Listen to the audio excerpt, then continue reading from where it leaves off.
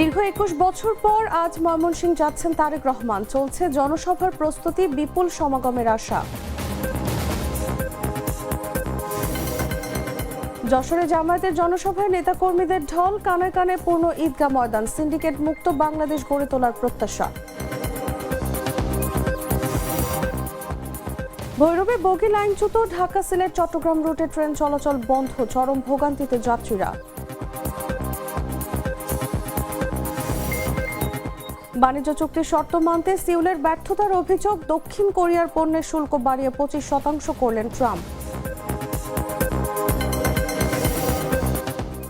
এবং বাংলাদেশিদের জন্য মিডিয়া অ্যাক্রিডিটেশন বাতিল আইসিসি, টি-20 বিশ্বকাপ কভার করতে পারবে না সাংবাদিকরা।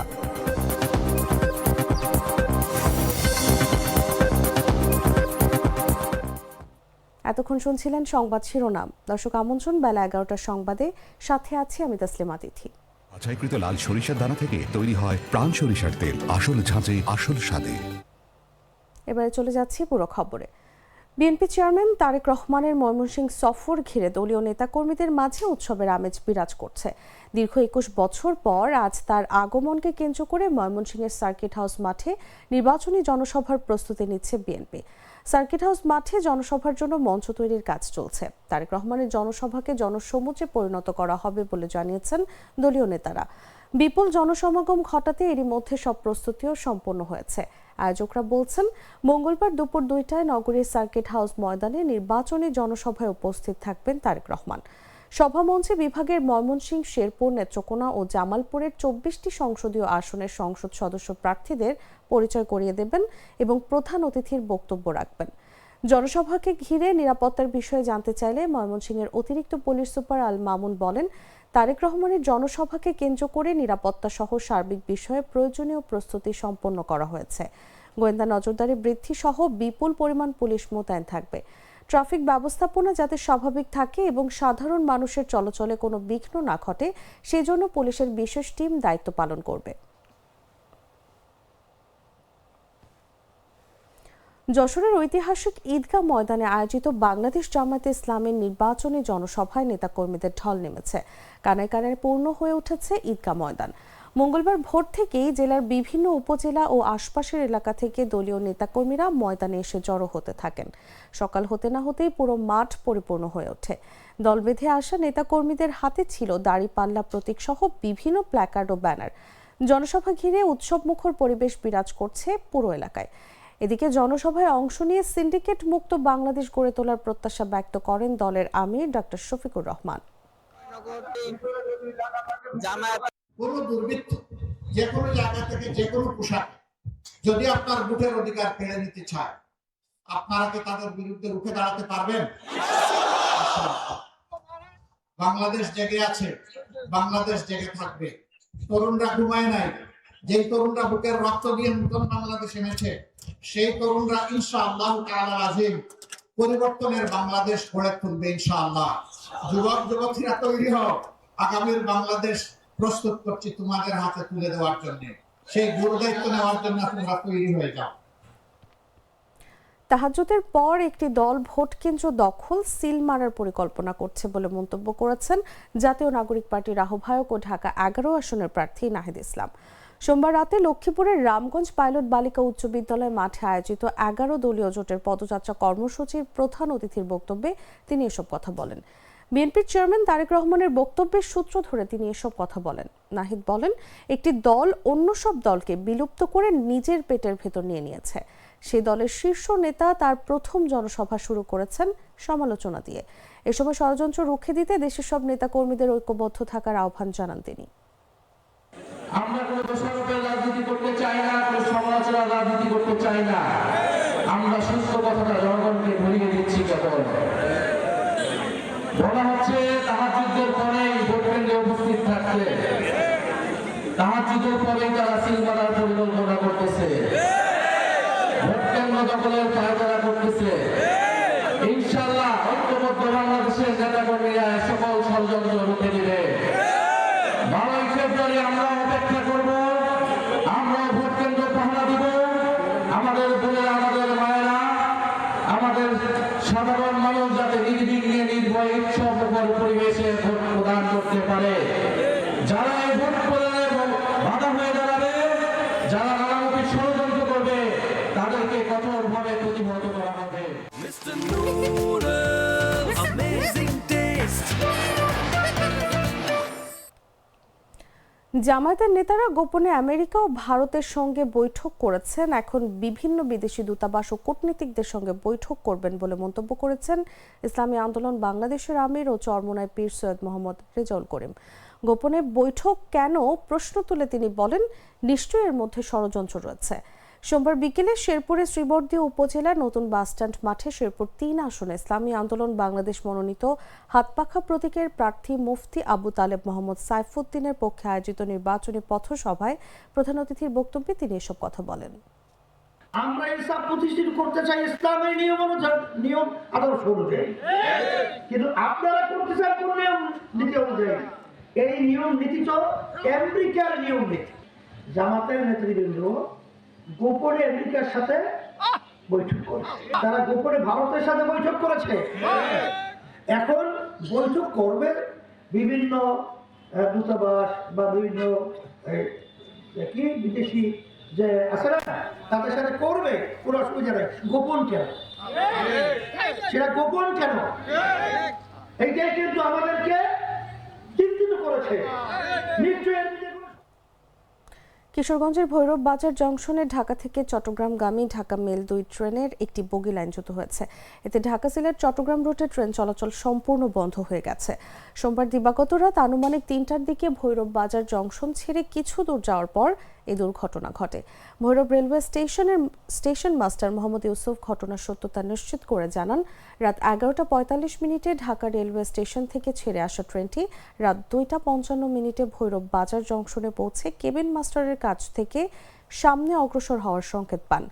জংশন থেকে প্রায় ১৫০ মিটার অগ্রসর হওয়ার পর ইঞ্জিনের পরের চতুর্থ কোচটি লাইনচ্যুত হয়। এতে স্টেশনের আপ ও ডাউন উভয় লাইন বন্ধ হয়ে যায়। এতে চরম ভোগান্তিতে পড়েছেন যাত্রীরা। বর্তমানে উদ্ধার কাজ চলছে।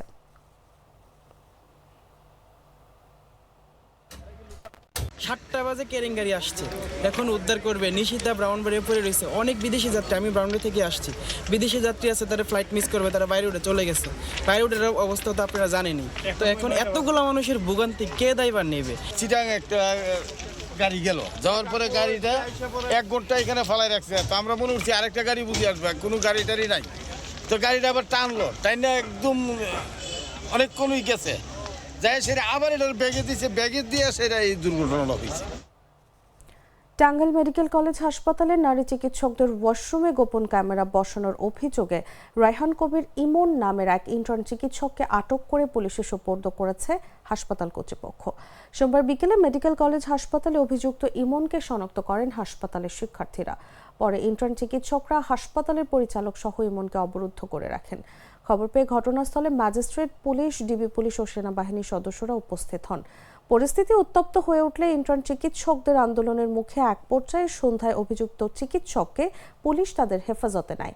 পরে তাকে ডিবি কার্যালয়ে নিয়ে যাওয়া হয়। ঘটনাটি জানাজানি হলে হাসপাতালের চিকিৎসক ও কর্মীদের মধ্যে চরম উদ্বেগ ও ক্ষোভের সৃষ্টি হয়। বিষয়টির সুষ্ঠু তদন্ত, দৃষ্টান্তমূলক শাস্তির দাবি জানিয়েছেন তারা। গ্লিটারের টুইন লেমন ও অ্যান্টিব্যাকটেরিয়াল ফর্মুলা বাসনকে চকচকে জীবাণুমুক্ত করে আমাদের দেয় গ্লিটার গ্যারান্টি। জানাবো আন্তর্জাতিক সংবাদ।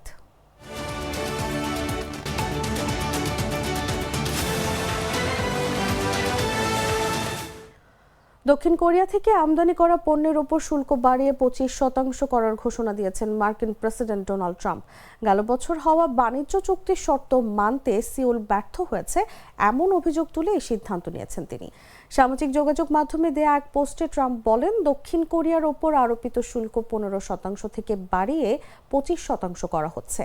এই বাড়তি শুল্কের আওতায় থাকবে গাড়ি, কাঠ, ওষুধ সহ বিভিন্ন পণ্য ও সব ধরনের পারস্পরিক শুল্ক।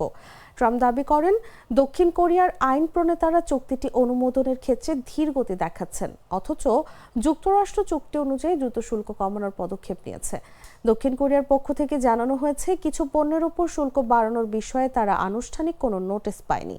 বিষয়টি নিয়ে তারা ওয়াশিংটনের সঙ্গে জরুরি আলোচনায় বসতে চায়। এই ঘোষণার পর মঙ্গলবার সকালে দক্ষিণ কোরিয়ার কয়েকটি রপ্তানিকারক প্রতিষ্ঠানের শেয়ারে পতন দেখা যায়। গাড়ি নির্মাতা প্রতিষ্ঠান হুন্দাইয়ের শেয়ার প্রায় 2.5% কমে যায়। ওষুধ ও কাঠ সংশ্লিষ্ট কোম্পানির শেয়ারও নিম্নমুখী হয়।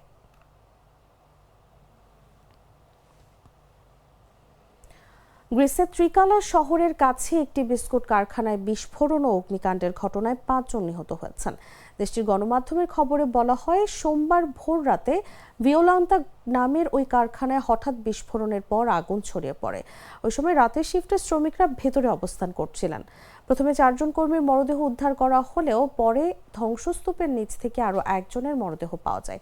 এতে নিহতের সংখ্যা বেড়ে 5 জনে দাঁড়ায়। নিহতরা সবাই কারখানার কর্মী এবং অধিকাংশই নারী। এই ঘটনায় অন্তত 7 জন আহত হয়েছেন, যাদের মধ্যে একজন দমকল কর্মী রয়েছেন। আহতদের গ্রিসের ত্রিকালার বিভিন্ন হাসপাতালে ভর্তি করা হয়েছে। তাদের মধ্যে কয়েকজন ধোঁয়ায় শ্বাসকষ্টে ভুগছেন বলে স্থানীয় স্বাস্থ্য কর্তৃপক্ষ জানিয়েছে। গ্রিক ফায়ার সার্ভিসের বরাতে পত্রিকাগুলো জানায়, আগুন নেভাতে দীর্ঘ সময় লাগে এবং উদ্ধার কাজে ভারী যন্ত্রপাতি ব্যবহার করতে হয়। বিস্ফোরণের সঠিক কারণ এখনও জানা যায়নি, তবে প্রাথমিকভাবে গ্যাস লিক বা যান্ত্রিক ত্রুটির সম্ভাবনা খতিয়ে দেখা হচ্ছে।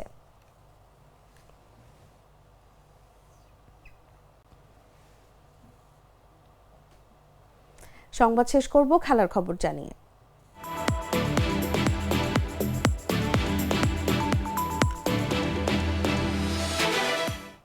টি-20 বিশ্বকাপ থেকে বাংলাদেশকে বাদ দিয়েই ক্ষান্ত হয়নি আইসিসি। এবার গণমাধ্যমের ওপরও আঘাত হানা হয়েছে। টি-20 বিশ্বকাপ কভার করতে বাংলাদেশ থেকে অ্যাক্রিডিটেশন কার্ডের জন্য যে সকল সাংবাদিক আবেদন করেছিল আইসিসিতে, সবার আবেদনই বাতিল করে দেওয়া হয়েছে ক্রিকেটের সর্বোচ্চ নিয়ন্ত্রক সংস্থা থেকে। অর্থাৎ এবার বাংলাদেশ থেকে কোনো সাংবাদিকই যেতে পারছে না টি-20 বিশ্বকাপ কভার করার জন্য। এ বিষয়ে বাংলাদেশ স্পোর্টস জার্নালিস্ট অ্যাসোসিয়েশনের সভাপতি আরিফুর রহমান বাবু বলেন, এটা বাংলাদেশের ক্রীড়া সাংবাদিকদের জন্য অপমানের, গ্লানির এবং ক্ষোভের। 1999 সালে বাংলাদেশ সর্বপ্রথম বিশ্বকাপ খেলার সময় থেকে শুরু করে প্রতিটি আসরেই উল্লেখযোগ্য সংখ্যক বাংলাদেশি সাংবাদিকদের উপস্থিতি ছিল। শুধু তাই নয়, 1999 বিশ্বকাপের আগেও যখন বাংলাদেশ ক্রিকেট দলের উপস্থিতি ছিল না, তখনও অনেকগুলো বিশ্বকাপ আসর কভার করার অভিজ্ঞতা ছিল বাংলাদেশের সাংবাদিকদের।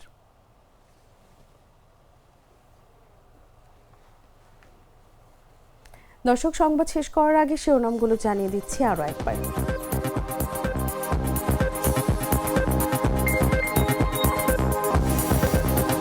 দীর্ঘ 21 বছর পর আজ ময়মনসিংহ যাচ্ছেন তারেক রহমান। চলছে জনসভার প্রস্তুতি, বিপুল সমাগমের আশা।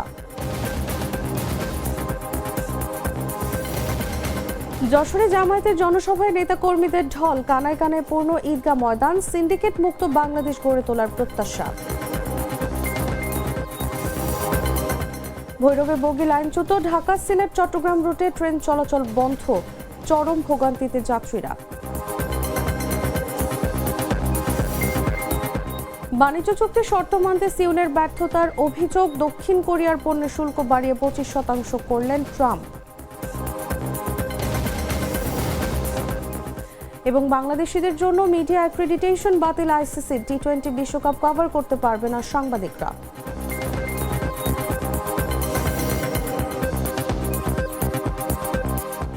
দর্শক, এই ছিল এখনকার মতো। এরপর দেখবেন দুপুর 1টা নিউজ। প্রতি মুহূর্তে সর্বশেষ খবর জানতে ভিজিট করুন jagonews24.com। ফলো করুন আমাদের ভেরিফাইড ফেসবুক পেজ এবং সাবস্ক্রাইব করুন জাগো নিউজের ইউটিউব চ্যানেল।